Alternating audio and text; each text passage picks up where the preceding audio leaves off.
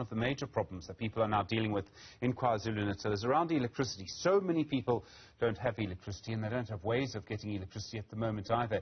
You can imagine how difficult it is to rebuild big power lines and the huge problems from a flood like this. Professor Sampson Mamphweli is an energy expert, director at the Center for Renewable and Sustainable Energy Studies at the University of Stellenbosch. Professor, good afternoon to you. A major flood like this really exposes how vulnerable networks are and how vulnerable power lines and power distribution networks are. Good evening, Stephen. Yes, it really exposes the integrated kind of systems in terms of power distribution, because it would, for instance, if you have one failure in one particular area, it can affect quite a huge area. And depending on how big or small that kind of a failure is, it can take weeks, days or weeks to fix it. And during that time that they still may be detecting the problem and fixing it, a lot can go wrong in terms of where the power is needed and where the power failure has happened. We've seen this also in Gauteng, where 2 substations were reduced to ash or were burnt down, and they affected quite a huge kind of area in that particular area. In this particular instance, in the KZN area, quite a lot of areas have been affected because the grid there is just like the one across the entire country, is basically integrated kind of a grid. Is it possible to build a grid in a way that makes it less vulnerable? So what we have are electricity pylons. They're massive things, and you see them all over the country. I mean, could you put power lines underground? I don't know if it would really be that safe to do that. It would certainly be a lot more expensive. Yes, you can actually put power lines underground, and we do have a number of power lines underground, especially in our major cities like Durban, Johannesburg, Pretoria, and Cape Town. But it's what we have started seeing in most kind of developed countries is things such as the mini grids, or the grids that are kind of disintegrated, that are not integrated. I visited a village in Germany, for instance, where they run their own mini grid that is totally independent of the main electricity grid. So their problems are much more localized and can be solved much quicker. With the way the power system is moving in South Africa, with the rollout of massive rollout of renewable energy by both government and the private sector, as well as private individuals, we are anticipating that the future grid will be a bit more disintegrated as opposed to an integrated one. It will be more of a decentralized kind of a grid, where you have a number of customers, for instance, coming together and putting up a solar farm with some wind turbines and then supplying themselves. So their problems would be a little bit more manageable and easier to kind of detect.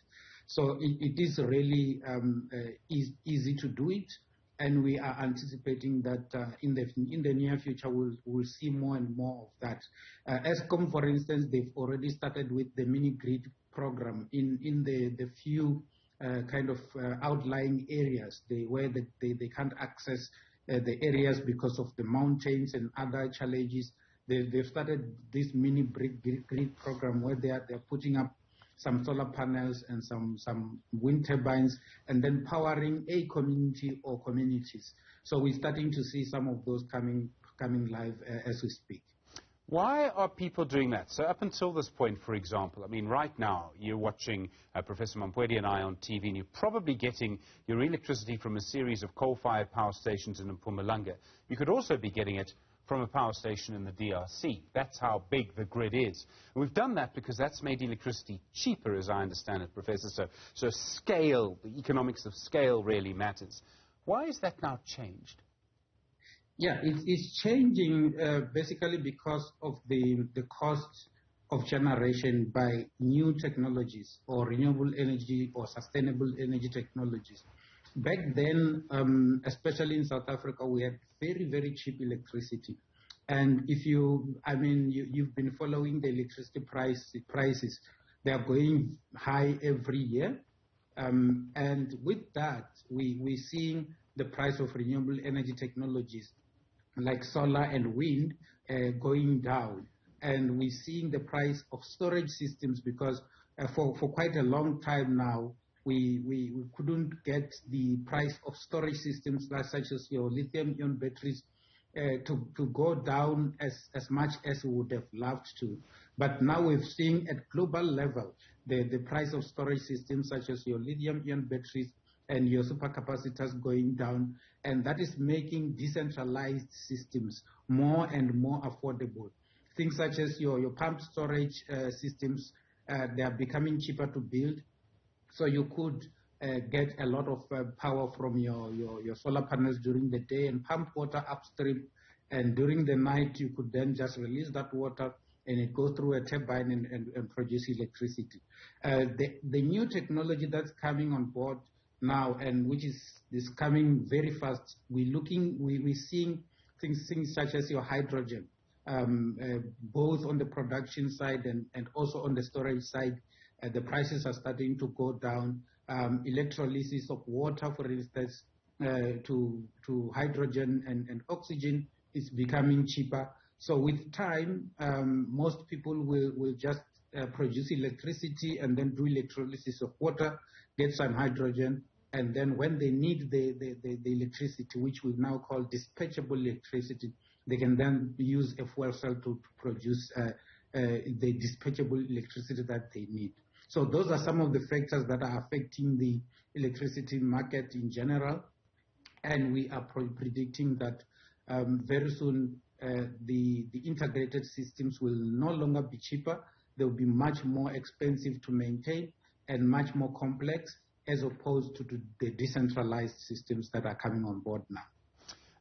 So one of the things that's really important in all of this, I mean, you're obviously a big supporter, if I may say, Professor, of renewable and sustainable energy. But, I mean, if you have extreme weather like you've had in Durban, I can't imagine what would have happened to a wind turbine in Durban during a flood like this. And you wouldn't have had much sunlight either. Yes, so what happens under the circumstances when we plan this kind of projects, you plan it with that in mind.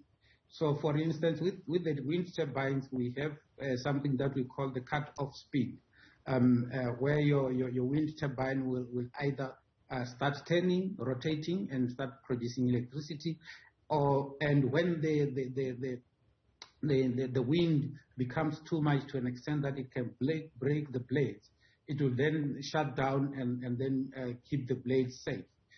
So in that sense, you protect the turbine, but because at that particular point in time, you're not producing electricity, you need to be looking at other initiatives or other alternatives. So for instance, things such as your battery storage comes on board to say when you're producing more, you can then store some of the electricity in the batteries.